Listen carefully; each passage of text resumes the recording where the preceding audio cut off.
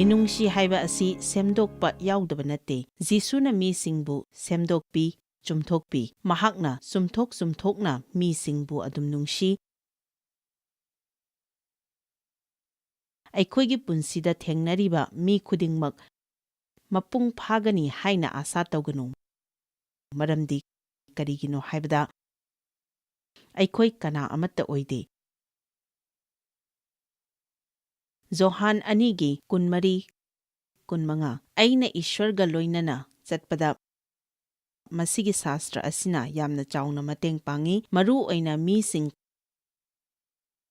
karamna loinagadage haibagi matangda prithibigi pumbada aikoiga mi Samapan thabak tawminay. Mi samapan loinaba asi araibadi natte nangna tawhaningba adu makhoi khudingmak tawde. Makhoina tawpham thokpani haiba adu tawraktaba kaya ama yawi. Karigumba mi amakhaktamak oirabadi adum tawduna lay. Mi singa loinaba matamda ingthana nungsinana saudana layba asi yamna darkar lay haiba asi mayam yabiningbra. Aikhoi khudingmak yaningi natrane. Message asisu masigi matangdani pada kunmari adubu jisuna nasamakpu makhoida sinaramde maramdi mi pumnamakpu mahakna khangi. Mahakna hairiba asi sebok singi matangdani mahakna makhoi thazade haina haibanate mahak masamak makhoida sinaramde haibani. Masida aina uba phangba asi mahakki thamoi asi mapung phana hangdokkide. Haibadi nakhoidi aiga matam chuppada adum loinaduna layba marupsingni. Ai hairibasing asi nakhoi thazabagini. Nakhoina aibu kaidongaida nungai handaba tawroi. Aibu pelhandaba karisu tawrakloi. Aigi punsida thiriba marupsing adu nakhoini. Mahakna aduna tawkhide. Karigino maramdi mahakna mi khudingmak khangi. Pada kunmanga aduga mangonda kanagumba mi amana mi amagi maramda sakhi pibagi kanaba leite maramdi mahak masamakna migi nungda leiba adu khanglammi. Aina khanbada nangna anauba thabak ama haurakpa matamda nangna nasa nathanta haizai masigi thabak asi mapung pharoida. Aigi boss asi mapung pharoida. Aina tawminagadaba mising asi mapung pharoi maramdi aisu mapung phade. Nangi wakhallon ado chumna thamba darkar lay aranba asa thamdrabadi aikhoida asa layba haiba adu oigani. Maramdi nangna lana asa tawba matamda nang nasa asi awaba amani. Nungnangba aduda pisinjaribani. Oh nangnadi aingonda kaidongaida sokhalloi haina ai thazabani. Kanagumba amaga matam kuina laiminare haiduna hekta aranba asa thamgadaba natte nangna pamdaba karigumba ama hekta thengnarakpa yai. Ngaihakkidi loinamak khangkhini madu nangna nungtigi asum thengnarabadi. Aina khanbada madunani Peterna haikhiba ado Ishwar kayarak hannano masi aigi wakhaloni. Adubu aina thazai Peterga Johanga si nungainadaba khara leiramgani. Petergi masatki maramna ai Bibleda anauba chapter ama inaba hotnaba natte Petergi machat ado ai khangbangami. Johan Jisuna nungsibiba sebok ado aini haina haiba matamda madu Peterda chak thinbadawna thoklamgani. Aina ubada Johan ado sak charingaida Jisuda ngathaduna mahakna nungsiba ado aina khanbada Peterduna laktuna chingthokninglamgani. Masi aigi wakhalniko adubu aina hainingbadi makhoi asi chahi ahum chupna laiminaraklabani. Hoi amaga nungainadaba yawramgani. Nakhoi amaga kuina laiminariba makhai ningai sangdanaba helakani. Masimakni ꯑꯩꯈꯣꯏꯅ ꯊꯋꯥꯏ ꯑꯁꯦꯡꯕꯗ ꯄ꯭ꯔꯥꯔꯊꯅꯥ ꯇꯧꯗꯨꯅ ꯃꯤꯒꯤ ꯑꯁꯣꯏꯕꯗ ꯉꯥꯛꯄꯤꯔꯤꯕ ꯉꯝꯅꯕꯒꯤ ꯃꯆꯠ ꯅꯤꯒꯗꯧꯔꯤꯕ ꯑꯁꯤ ꯁꯦꯕꯣꯛꯁꯤꯡ ꯑꯗꯨ ꯒ꯭ꯌꯥꯟ ꯇꯥꯄꯣꯠ ꯅꯠꯇꯦ꯫ ꯖꯤꯁꯨꯅ ꯑꯗꯨꯝ ꯉꯥꯛꯄꯤꯗꯨꯅ ꯂꯥꯛꯂꯤꯕꯅꯤ, ꯃꯈꯣꯏꯒꯤ ꯃꯔꯛꯇ ꯀꯅꯥꯅ ꯆꯥꯎꯕꯒꯦ ꯍꯥꯏꯕꯒꯤꯁꯨ ꯌꯦꯠꯅꯩ꯫ ꯖꯤꯁꯨꯅ ꯄꯨꯡ ꯑꯃꯈꯛ ꯄ꯭ꯔꯥꯔꯊꯅꯥ ꯇꯧꯒꯦ ꯍꯥꯏꯕꯗ ꯃꯈꯣꯏ ꯇꯨꯝꯂꯝꯃꯤ꯫ ꯄꯤꯇꯔꯅ ꯖꯤꯁꯨꯕꯨ 3ꯂꯛ ꯌꯥꯖꯈꯤꯗꯦ꯫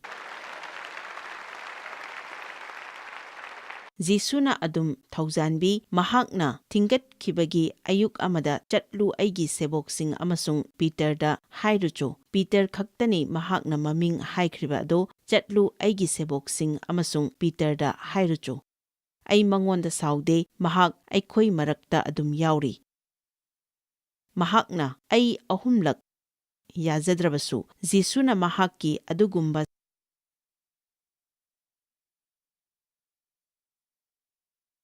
ꯁꯦꯕꯣꯛꯁꯤꯡ ꯑꯗꯨꯗ ꯁꯥꯎꯈꯤꯗ꯭ꯔꯤꯕꯒꯤ ꯀꯔꯤꯒꯤꯅꯣ ꯈꯪꯕ꯭ꯔꯥ?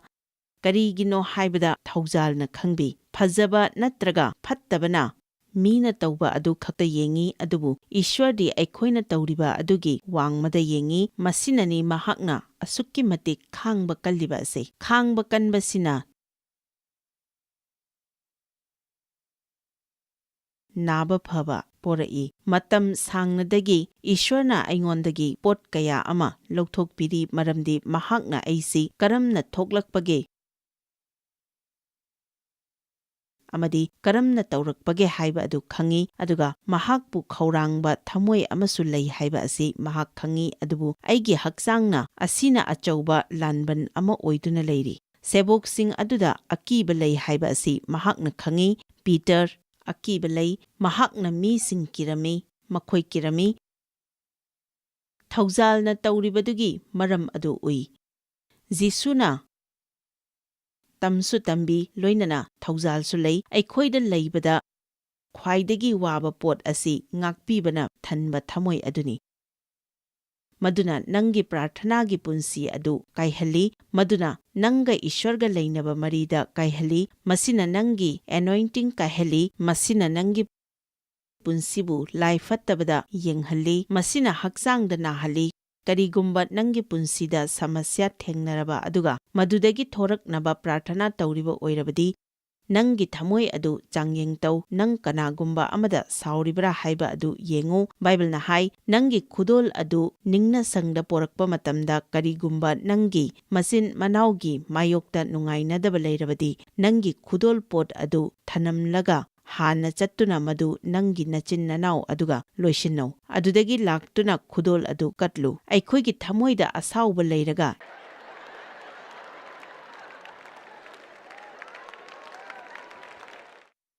ꯏꯁ꯭ꯋꯔ ꯈꯨꯔꯨꯝꯒꯗꯕ ꯅꯠꯇꯦ ꯍꯥꯏꯅ ꯑꯩꯅ ꯈꯜꯂꯤ, ꯃꯗꯨ ꯏꯁ꯭ꯋꯔ ꯈꯨꯔꯨꯝꯕꯅꯤ ꯍꯥꯏꯅ ꯂꯧꯔꯣꯏ꯫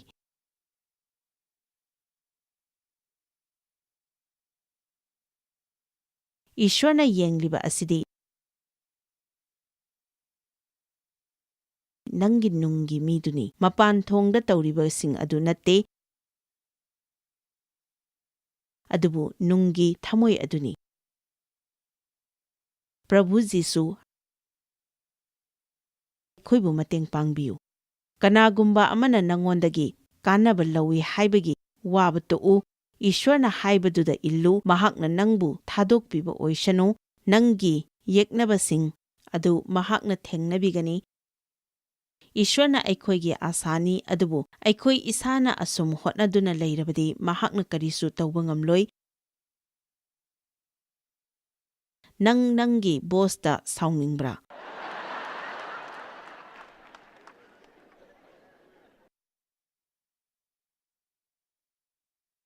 ꯅꯪꯅ ꯐꯪꯐꯝ ꯊꯣꯛꯄꯅꯤ ꯍꯥꯏꯅ ꯈꯟꯕ ꯄ꯭ꯔꯃꯣꯁꯟ ꯑꯗꯨ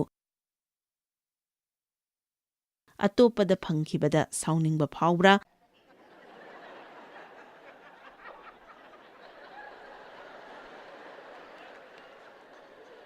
ꯅꯪꯒꯤ ꯏꯃꯥ ꯏꯄꯥꯗ ꯅꯪ ꯁꯥꯎꯅꯤꯡꯉꯤꯕ꯭ꯔꯥ?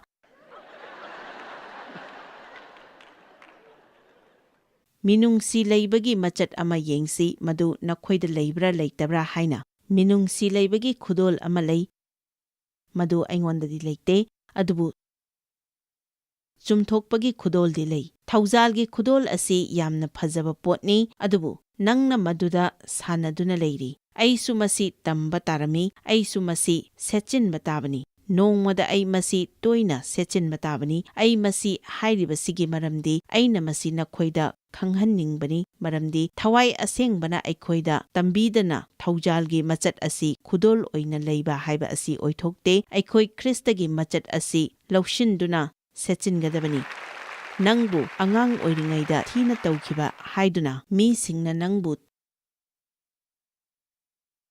ꯊꯤꯅ ꯇꯧꯔꯛꯀꯅꯤ ꯍꯥꯏꯅ ꯀꯤꯕꯒꯤ ꯅꯪꯅ ꯈ꯭ꯔꯤꯁꯇꯅ ꯅꯪꯉꯣꯟꯗ ꯁꯦꯝꯒꯠꯅꯤꯡꯂꯤꯕ ꯐꯖꯈ꯭ꯔꯕ ꯃꯆꯠ ꯑꯗꯨ ꯁꯦꯝꯒꯠꯄ ꯉꯝꯍꯟꯗꯅ ꯂꯩꯍꯟꯒꯗꯕ ꯅꯠꯇꯦ꯫ ꯊꯧꯖꯥꯜ ꯂꯩꯕ ꯃꯤ ꯑꯃꯅ ꯀꯅꯥꯒꯨꯝꯕ ꯑꯃꯒꯤ ꯑꯔꯥꯟꯕꯗ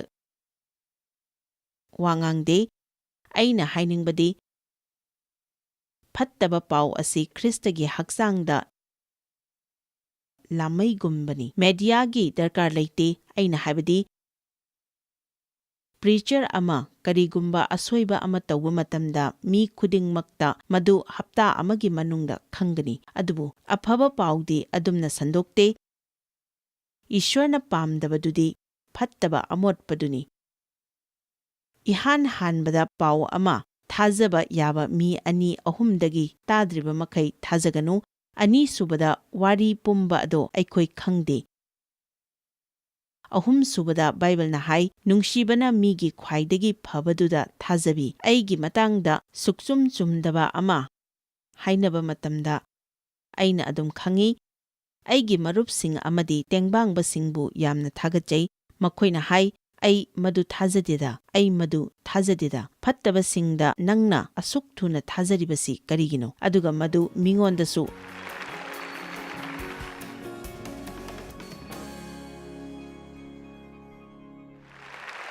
ꯍꯥꯏꯅꯤꯡꯕꯅ ꯈꯣꯔꯣ ꯈꯣꯠꯄ, ꯃꯁꯤꯗꯤ ꯍꯛꯆꯥꯡꯒꯤ ꯐꯠꯇꯕ ꯃꯆꯠꯅꯤ꯫ ꯑꯩꯈꯣꯏ ꯍꯛꯆꯥꯡꯗ ꯆꯠꯄꯒꯤꯃꯊꯧ ꯇꯥꯗꯦ꯫ ꯑꯩꯈꯣꯏ ꯊꯋꯥꯏꯗ ꯆꯠꯇꯨꯅ ꯏꯁ꯭ꯋꯔꯅ ꯇꯧꯍꯟꯅꯤꯡꯕ ꯑꯗꯣ ꯇꯧꯒꯗꯕꯅꯤ꯫ ꯑꯦꯃꯦꯟ꯫ ꯑꯍꯥꯟꯕ ꯄꯦꯇꯔ 4:9 ꯍꯥꯏ, ꯅꯨꯡꯁꯤꯕꯅ ꯀꯨꯞꯁꯤꯟꯕꯤ꯫ ꯄꯥꯎꯔꯧ 10:12 ꯍꯥꯏ, ꯌꯦꯡꯊꯤꯅꯕꯅ ꯈꯠꯅꯕ ꯊꯣꯛꯍꯜꯂꯤ, ꯑꯗꯨꯕꯨ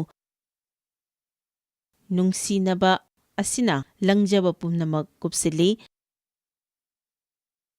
ꯖꯣꯁꯦꯐꯇ ꯐꯖꯕ ꯃꯆꯠ ꯑꯃ ꯂꯩ, ꯃꯁꯤꯗ ꯃꯍꯥꯛꯀꯤ ꯃꯆꯠ ꯎꯠꯂꯤ꯫ ꯃꯍꯥꯛꯅ ꯑꯔꯣꯏꯕꯗ ꯃꯍꯥꯛꯀꯤ ꯃꯆꯤꯟ ꯃꯅꯥꯎꯁꯤꯡꯗ ꯃꯍꯥꯛ ꯀꯅꯥꯅꯣ ꯎꯠꯊꯣꯛꯂꯝꯗꯥꯏꯒꯤ ꯃꯇꯝꯗ ꯀꯥ ꯑꯗꯨꯗ ꯑꯇꯣꯞꯄ ꯃꯤ ꯀꯌꯥ ꯑꯃꯁꯨ ꯀꯥ ꯑꯗꯨꯗ ꯃꯍꯥꯛꯀ ꯆꯥꯛ ꯆꯥꯃꯤꯟꯅꯔꯤꯕꯅꯤ꯫ ꯃꯁꯤ ꯃꯌꯥꯝꯅ ꯈꯪꯕ꯭ꯔꯥ ꯈꯪꯗꯕ꯭ꯔꯥ ꯍꯥꯏꯕꯗꯤ ꯈꯪꯗꯦ, ꯑꯗꯨꯕꯨ ꯃꯍꯥꯛꯅ ꯃꯍꯥꯛꯀꯤ ꯃꯌꯥꯝꯕꯁꯤꯡꯗ ꯍꯥꯏꯔꯝꯗꯥꯏꯒꯤ ꯃꯇꯝꯗ ꯃꯍꯥꯛꯅ ꯀꯥ ꯑꯗꯨꯗ ꯂꯩꯕ ꯃꯤ ꯈꯨꯗꯤꯡꯃꯛ ꯊꯣꯛꯍꯜꯂꯝꯃꯤ꯫ ꯀꯔꯤꯒꯤꯅꯣ ꯍꯥꯏꯕꯗ ꯃꯈꯣꯏꯒꯤ ꯃꯇꯥꯡꯗ ꯃꯤꯅ ꯐꯠꯇꯅ ꯈꯟꯈꯤꯕ ꯑꯗꯣ ꯃꯍꯥꯛꯅ ꯄꯥꯝꯗꯦ꯫ ꯃꯗꯨ ꯌꯥꯝꯅ ꯐꯖꯕ ꯃꯆꯠꯅꯤ꯫ ꯑꯣꯀꯦ, ꯍꯧꯖꯤꯛ ꯑꯩꯈꯣꯏ ꯃꯩꯍꯧꯔꯣꯟꯒꯤ 9ꯒꯤ ꯄꯗ 19ꯗ ꯌꯦꯡꯁꯤ꯫ ꯑꯩꯅ ꯃꯁꯤꯗ ꯌꯦꯡꯒꯗꯧꯔꯤꯕ ꯄꯗ ꯈꯔ ꯑꯁꯤꯅ ꯅꯈꯣꯏꯗ ꯏꯁ꯭ꯋꯔꯒꯤ ꯀꯤꯕ ꯑꯗꯨ ꯂꯩꯕ ꯑꯣꯏꯁꯅꯨ ꯍꯥꯏꯅ ꯄ꯭ꯔꯥꯔꯊꯅꯥ ꯇꯧꯖꯔꯤ, ꯃꯔꯝꯗꯤ ꯑꯩꯈꯣꯏ ꯏꯁ꯭ꯋꯔꯗ ꯇꯁꯦꯡꯅ ꯏꯀꯥꯏ ꯈꯨꯝꯅꯕꯒ ꯂꯣꯏꯅꯅ ꯀꯤꯕ ꯗꯔꯀꯥꯔ ꯂꯩ꯫ ꯑꯩꯅ ꯈꯟꯕꯗ ꯃꯁꯤꯅ ꯃꯤꯁꯤꯡꯕꯨ ꯑꯐꯕ ꯑꯗꯨ ꯇꯧꯕꯗ ꯃꯇꯦꯡ ꯑꯣꯏ, ꯃꯈꯣꯏꯅ ꯃꯗꯨ ꯇꯧꯅꯤꯡꯕ ꯄꯣꯛꯇ꯭ꯔꯕꯁꯨ꯫ ꯑꯩꯅ ꯍꯥꯏꯅꯤꯡꯕꯗꯤ ꯈ꯭ꯔꯤꯁꯇ꯭ꯌꯟ ꯑꯌꯥꯝꯕꯒꯤ ꯄꯨꯟꯁꯤꯗ ꯋꯥꯠꯂꯤꯕ ꯑꯁꯤ ꯃꯁꯤꯅꯤ ꯍꯥꯏꯅ ꯑꯩꯅ ꯍꯥꯏꯅꯤꯡꯏ꯫ ꯇꯝꯕꯤꯅꯕꯅꯤ꯫ ꯃꯩꯍꯧꯔꯣꯟ 9:19 ꯍꯤꯖꯥꯎꯗꯒꯤ ꯊꯣꯔꯛꯄ ꯅꯣꯍꯥꯒꯤ ꯃꯆꯥꯅꯤꯄꯥꯁꯤꯡ ꯁꯦꯝ, ꯍꯥꯝ ꯑꯃꯁꯨꯡ ꯖꯦꯐꯦꯠ꯫ ꯍꯥꯝꯗꯤ ꯀꯅꯥꯟꯒꯤ ꯃꯄꯥꯅꯤ꯫ ꯃꯈꯣꯏ ꯑꯍꯨꯝ ꯑꯁꯤ ꯅꯣꯍꯥꯒꯤ ꯃꯆꯥꯅꯤꯄꯥꯁꯤꯡꯅꯤ꯫ ꯃꯈꯣꯏ ꯑꯁꯤꯅ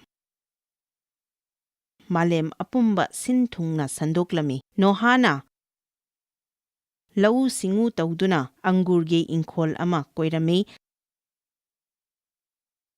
ꯃꯍꯥꯛꯅ ꯌꯨ ꯊꯛꯇꯨꯅ ꯉꯥꯎꯔꯝꯃꯤ, ꯑꯗꯨꯒ ꯃꯍꯥꯛꯀꯤ ꯐꯤꯌꯨꯝ ꯃꯅꯨꯡꯗ ꯃꯐꯤ ꯌꯥꯎꯗꯅ ꯂꯩꯔꯝꯃꯤ꯫ ꯃꯍꯥꯛꯅ ꯑꯪꯒꯨꯔ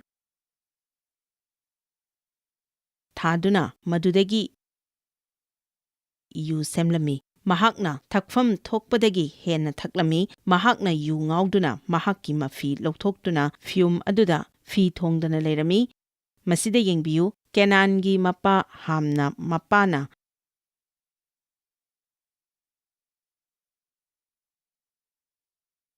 ꯃꯐꯤ ꯊꯣꯡꯗꯅ ꯂꯩꯕꯗꯨ ꯎꯕꯗ ꯃꯄꯥꯟꯗ ꯆꯦꯟꯊꯣꯔꯛꯈꯤꯗꯨꯅ ꯃꯅꯥꯎ ꯑꯅꯤꯗ ꯇꯝꯂꯝꯃꯤ, ꯑꯩꯈꯣꯏꯒꯤ ꯏꯄꯥꯅ ꯇꯧꯔꯤꯕ ꯑꯁꯤ ꯅꯈꯣꯏ ꯊꯥꯖꯔꯣꯏ꯫ ꯃꯍꯥꯛ ꯒ꯭ꯌꯥꯟ ꯇꯥꯗꯕ ꯃꯈꯩ ꯉꯥꯎꯍꯧꯔꯦ, ꯐꯤꯒ ꯑꯃꯠꯇ ꯁꯦꯠꯇꯕ ꯃꯈꯩ ꯇꯥꯗꯅ ꯂꯩꯍꯧꯔꯦ꯫ ꯃꯗꯨꯗ ꯍꯦꯝ ꯑꯃꯁꯨꯡ ꯖꯦꯐꯦꯠꯅ ꯐꯤ ꯑꯃ ꯂꯧꯔꯒ, ꯃꯁꯤ ꯌꯥꯝꯅ ꯐꯖꯩ, ꯃꯈꯣꯏ ꯑꯅꯤꯃꯛꯀꯤ ꯂꯦꯡꯕꯥꯟꯗ ꯌꯥꯜꯂꯒ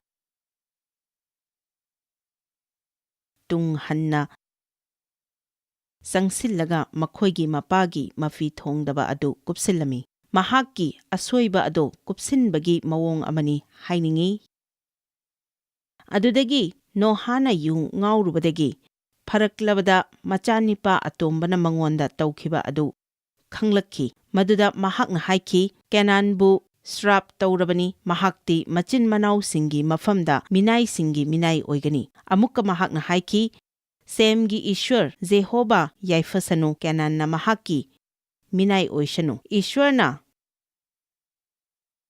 ꯖꯦꯐꯦꯠꯀꯤ ꯂꯝ ꯆꯥꯎꯊꯣꯛꯍꯟꯕꯤꯁꯅꯨ, ꯃꯍꯥꯛꯅ ꯁꯦꯝꯒꯤ ꯐꯤꯌꯨꯝꯗ ꯂꯩꯁꯅꯨ, ꯑꯗꯨꯒ ꯀꯦꯅꯥꯟꯅ ꯃꯍꯥꯛꯀꯤ ꯃꯤꯅꯥꯏ ꯑꯣꯏꯁꯅꯨ꯫ ꯁꯤꯗꯒꯤ ꯍꯦꯟꯅ ꯁꯦꯡꯅ ꯀꯔꯤ ꯍꯥꯏꯗꯣꯏꯅꯣ? ꯍꯣꯏ, ꯃꯁꯤ ꯑꯔꯤꯕ ꯋꯥꯔꯦꯞꯅꯕꯅꯤ, ꯑꯗꯨꯕꯨ ꯑꯅꯧꯕꯗ ꯃꯁꯤ ꯌꯥꯎꯗꯕ ꯅꯠꯇꯦ꯫ ꯑꯅꯧꯕ ꯋꯥꯔꯦꯞꯅꯕꯗ ꯀꯔꯤ ꯑꯣꯏꯕꯒꯦ? ꯃꯤꯁꯤꯡꯅ ꯊꯧꯖꯥꯜꯒ ꯌꯥꯟꯁꯤꯟꯕꯗꯧꯅ ꯇꯧꯏ꯫ ꯊꯧꯖꯥꯜ ꯍꯥꯏꯕ ꯑꯁꯤ ꯇꯔꯥꯏ ꯇꯔꯥꯏꯕ ꯄꯥꯞ ꯑꯗꯨꯝ ꯇꯧꯕ ꯄꯨꯟꯁꯤ ꯃꯍꯤꯡ ꯑꯗꯨ ꯅꯠꯇꯦ꯫ ꯊꯧꯖꯥꯜ ꯍꯥꯏꯕꯁꯤ ꯏꯁ꯭ꯋꯔꯅ ꯇꯧ ꯍꯥꯏꯔꯤꯕ ꯑꯗꯣ ꯇꯧꯕ ꯉꯝꯅꯕꯒꯤ ꯊꯋꯥꯏ ꯑꯁꯦꯡꯕꯗꯒꯤ ꯐꯪꯕ ꯄꯥꯡꯒꯜꯅꯤ, ꯃꯔꯝꯗꯤ ꯇꯧꯔꯤꯕ ꯑꯗꯨ ꯑꯩꯈꯣꯏꯒꯤ ꯍꯛꯆꯥꯡꯒꯤ ꯊꯕꯛꯇ ꯅꯠꯇꯦ꯫ ꯃꯁꯤꯗꯤ ꯏꯁ꯭ꯋꯔꯅ ꯃꯈꯣꯏꯒꯤ ꯁꯔꯨꯛ ꯑꯃ ꯑꯣꯏꯍꯟꯕꯤꯗꯨꯅ ꯊꯕꯛ ꯑꯗꯨ ꯇꯧꯅꯕ ꯃꯉꯣꯟꯗꯒꯤ ꯄꯥꯡꯒꯜ ꯑꯃꯁꯨꯡ ꯁꯛꯇꯤ ꯐꯪꯕꯗꯨꯅꯤ꯫ ꯊꯧꯖꯥꯜꯁꯤꯗꯤ ꯊꯧꯖꯥꯜꯗꯤ ꯋꯦꯜ ꯊꯧꯖꯥꯜꯗꯤ ꯍꯥꯏꯅ ꯈꯟꯒꯅꯨ꯫ ꯊꯧꯖꯥꯜ ꯑꯁꯤ ꯑꯩ ꯌꯥꯝꯅ ꯄꯥꯝꯖꯩ, ꯑꯗꯨꯕꯨ ꯑꯩꯅ ꯈꯜꯂꯤꯕ ꯑꯁꯤꯗꯤ ꯃꯤꯁꯤꯡꯅ ꯃꯈꯣꯏꯅ ꯇꯧꯅꯤꯡꯕ ꯇꯧꯕꯗꯨꯅꯤ ꯍꯥꯏꯅ ꯈꯟꯕꯁꯤꯅꯤ꯫ ꯑꯩꯈꯣꯏꯗꯤ ꯑꯅꯧꯕ ꯋꯥꯔꯦꯞꯅꯕ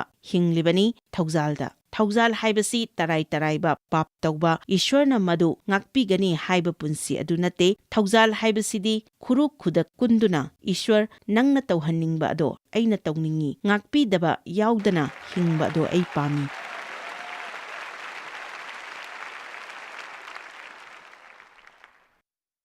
ꯌꯦꯛꯄ ꯌꯥꯎꯗꯅ ꯍꯤꯡꯕ ꯑꯗꯣ ꯑꯩ ꯄꯥꯝꯖꯩ꯫ ꯑꯩ ꯃꯁꯤ ꯏꯊꯟꯇ ꯇꯧꯕ ꯉꯝꯂꯣꯏ, ꯑꯗꯨꯕꯨ ꯏꯁ꯭ꯋꯔ ꯅꯪꯅ ꯑꯩꯉꯣꯟꯗ ꯊꯧꯖꯥꯜ ꯄꯤꯕꯤꯔꯕꯗꯤ, ꯅꯪꯅ ꯑꯩꯉꯣꯟꯗ ꯃꯤꯅꯨꯡꯁꯤ ꯊꯝꯕꯤꯔꯕꯗꯤ ꯑꯩꯁꯨ ꯃꯤꯁꯤꯡꯗ ꯊꯧꯖꯥꯜ ꯑꯃꯗꯤ ꯃꯤꯅꯨꯡꯁꯤ ꯎꯠꯄ ꯉꯝꯒꯅꯤ꯫ ꯏꯁ꯭ꯋꯔ ꯅꯪꯅ ꯃꯇꯦꯡ ꯄꯥꯡꯕꯤꯔꯕꯇꯗ ꯑꯩ ꯁꯥꯎꯗꯨꯅ ꯂꯩꯔꯣꯏ, ꯑꯩ ꯄꯦꯟꯗꯗꯨꯅ ꯂꯩꯔꯣꯏ, ꯄꯨꯛꯅꯤꯡꯗ ꯌꯦꯛꯇꯨꯅ ꯂꯩꯔꯣꯏ, ꯑꯩ ꯄꯦꯟꯒꯟꯗꯕ ꯍꯥꯏꯕꯗꯨ ꯑꯣꯏꯔꯔꯣꯏ꯫ ꯅꯪꯅ ꯍꯥꯏ, ꯅꯪꯒꯤ ꯃꯄꯥꯟꯅ ꯑꯩꯅ ꯊꯧꯖꯥꯜ ꯂꯩꯕ ꯉꯝꯒꯅꯤ ꯍꯥꯏꯕ ꯉꯝꯕꯒꯤ ꯄꯥꯡꯒꯜꯗꯨꯗꯤ ꯕꯥꯏꯕꯜꯅ ꯃꯦꯊ꯭ꯌꯨ 19ꯗ ꯑꯃꯁꯨꯡ ꯍꯥꯏꯔꯤ, ꯅꯪꯒꯤ ꯅꯆꯤꯜ ꯅꯅꯥꯎꯒꯤ ꯅꯤꯡꯉꯥꯏ ꯁꯪꯗꯥꯅꯕ ꯂꯩꯔꯕ ꯑꯍꯥꯟꯕꯗ ꯃꯌꯥꯝ ꯍꯥꯏꯃꯤꯟꯅꯁꯤ, ꯑꯍꯥꯟꯕꯗ ꯃꯍꯥꯛꯀ ꯇꯣꯉꯥꯟꯅ ꯋꯥꯔꯤ ꯁꯥꯅꯧ꯫ ꯃꯁꯤꯗ ꯀꯅꯥꯒꯨꯝꯕ ꯑꯃ ꯅꯨꯡꯉꯥꯏꯍꯟꯗꯕ ꯃꯇꯝꯗ ꯃꯤꯁꯤꯡꯗ ꯆꯠꯇꯨꯅ ꯍꯪꯉꯨ ꯍꯥꯏꯕ ꯌꯥꯎꯗꯦ꯫ ꯅꯪꯅ ꯑꯍꯥꯟꯕꯗ ꯇꯣꯉꯥꯟꯅ ꯃꯍꯥꯛꯀ ꯎꯅꯗꯨꯅ ꯃꯗꯨꯒꯤ ꯃꯇꯥꯡꯗ ꯂꯣꯏꯁꯤꯟꯅꯕ ꯍꯣꯠꯅꯧ꯫ ꯃꯗꯨꯒꯤ ꯃꯇꯨꯡꯗ ꯃꯗꯨꯗ ꯃꯍꯥꯛꯅ ꯇꯥꯗ꯭ꯔꯕꯗꯤ ꯅꯪꯅ ꯑꯇꯣꯞꯄ ꯃꯤ 2-3 ꯄꯨꯗꯨꯅ ꯑꯃꯨꯛ ꯆꯠꯂꯨ꯫ ꯃꯗꯨꯗꯁꯨ ꯃꯍꯥꯛꯅ ꯇꯥꯗ꯭ꯔꯕꯗꯤ ꯃꯗꯨ ꯅꯪꯅ ꯆꯔꯆꯇ ꯄꯨꯈꯠꯂꯨ꯫ ꯃꯁꯤ ꯀꯔꯝꯅ ꯇꯧꯒꯗꯒꯦ ꯍꯥꯏꯕ ꯑꯁꯤ ꯇꯥꯛꯂꯛꯂꯤ꯫ ꯕꯥꯏꯕꯜꯅ ꯃꯤ ꯑꯗꯨꯒ ꯅꯨꯡꯉꯥꯏꯅꯗꯕ ꯃꯇꯝꯗ ꯐꯠꯇꯕ ꯃꯆꯠ ꯆꯠꯂꯨ ꯍꯥꯏꯕ ꯅꯠꯇꯦ, ꯉꯥꯛꯄꯤꯕ ꯍꯥꯏꯕ ꯑꯗꯣ ꯃꯗꯨ ꯅꯠꯇꯦ꯫ ꯉꯁꯤꯒꯤ ꯃꯦꯁꯦꯖ ꯑꯁꯤ ꯒꯂꯥꯇꯤꯌꯥꯒꯤ 3:1 ꯌꯦꯡꯂꯒ ꯂꯣꯏꯁꯤꯟꯒꯦ꯫ ꯑꯗꯨꯗꯒꯤ ꯑꯩꯅ ꯄ꯭ꯔꯥꯔꯊꯅꯥ ꯇꯧꯒꯅꯤ, ꯏꯆꯤꯟ ꯏꯅꯥꯎꯁꯥ, ꯀꯅꯥꯒꯨꯝꯕ ꯃꯤ ꯑꯃ ꯅꯪꯅ ꯄꯥꯝꯗꯕ ꯃꯤ ꯑꯣꯏꯔꯕꯁꯨ, ꯀꯔꯤꯒꯨꯝꯕ ꯄꯥꯞꯇ ꯇꯥꯕ ꯃꯤ ꯑꯃꯕꯨ ꯌꯥꯔꯕꯗꯤ ꯊꯋꯥꯏꯒꯤ ꯃꯤ, ꯃꯗꯨ ꯑꯩꯈꯣꯏꯅꯤ, ꯊꯋꯥꯏꯅ ꯆꯤꯡꯗꯨꯅ ꯄꯨꯔꯤꯕ ꯃꯤ, ꯃꯁꯤꯅꯤ ꯊꯋꯥꯏꯒꯤ ꯃꯤ ꯍꯥꯏꯔꯤꯕ ꯑꯁꯤ꯫ nakoina pukning tappaga loinana asigumba mi asibu singkhatpiyu. Mi adu achumba lambida porakpada karisu samasya oiramloi. Maduda Ishwar ai yawi. Mahakpu samhanbiyu adubu masimadi nangna chingkhatpiyu hairi. Mangonda yengduna mahakpu singkhatpiyu haibani singkhatpiba sauthokpa yaudana pukning tappaga loinana asigumba mi asibu singkhatpiyu. Nahakpusu themdanaba mahak nasa seksilu aduna kanagumba amana nangonda karigumba nungaitaba ama taurakpa kanda nangna sauduna makoina madugi mamal pisanu haina hotnaduna makoiga matam sangna nangi punsida wari sanadana leibagi mahutta aikhoigi marakta nungainadaba kari amatta leihaningde aigi punsidasu asigumba kaya ama taukhre ai gyan tai haiduna pukchel chauthou ayamba matamda mi singna aikhoibu nungai handaba matamda makoina nungai handabani haiba asi khangde makoi nungai taba awaba numit ama thengnaramba yai makoina tawriba asi karino haibasi khanglamloi. Aigi isa nupi na nongma hidak leinaba dukanda leptuna leirami. Dukandar ado yamna hinaramde. Haibadi mana khwanda ludaba sau laurami. Maduna lepna mahakna khalami mahakna aingonda asumna hairaklabadi aina asum haina haigani. Aina magi dukan mapu duda haigani. Adudagi Ishwana mangonda aina iba lairik samasya leiba mi singda pinaba mahaki karda puriba ado ningsing halami. Ishwana haiki nangi lai asidagi thoraktuna kar adudagi lairik adu lauduna mangonda piyu. Mahaki punsida thokliba ado nangna khangba nate. Mahaki mapuroibana mahakpu hundokpiramba oiba yai. Mahaki macha leikhiramdaba oirambasu yai. Mahakna tawriba ado mahaki punsida kari thengnaribano haiba nangna khangba nate. Nangna anauba punsi ama hauninglabadi amuktang lepkhatpiyu. Ai prarthana tawjarake. Thagatsari. Thagatsari Jisu. Aina hana oibado ai oiraroi haiba nangna khangi. Aina nangonda karigumba ama tawhanningi adubu nangna amukta pukning singsinduna yengbiyu. Lepliba mising asi yengbiyu. Masi karigi tawhanninglibano haiba adu ugani. Aingonda yengbiyu. Ai karigumba khara haijage. Masinani aikhoina churchta pangal leitriba asi. Aikoi khudingmak Kristagi mahut sinba ama oina isana thaudang laugadabani. Mahakna mahakki thabak sijinnaba yaba amamam oihaningi. Amen. Aikoi khudingmak Ipa Jisugi mingda mafam asida leiriba mising asi nauna hauba pinabiyu. Ishwar makoina nangi wahai tare adubu nangna makoibu mateng pangbidrabadi masi tawba ngamloidawribani. Makoina masi khangba darkar lei. Makoina tawningle haiduna hekta tawba ngamloi. Makoi tamba darkar lei. Makoi prarthana darkar lei. Makoina thawjal chetna paiba darkar lei. Maduda henriba phawba Jisugi mingda aina Saitan chaihatli. Khatna chainaba aina chaihatli. Yengthinaba yanadaba ngakpiba ngamdaba saunaba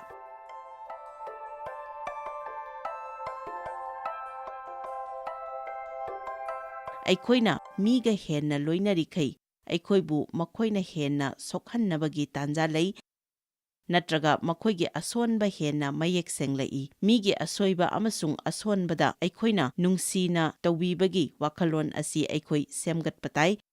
Aikhoisu matam amada adugumba nungsibiba adu darkar leirakhigani haiba asi Ishwana bor pibisanu.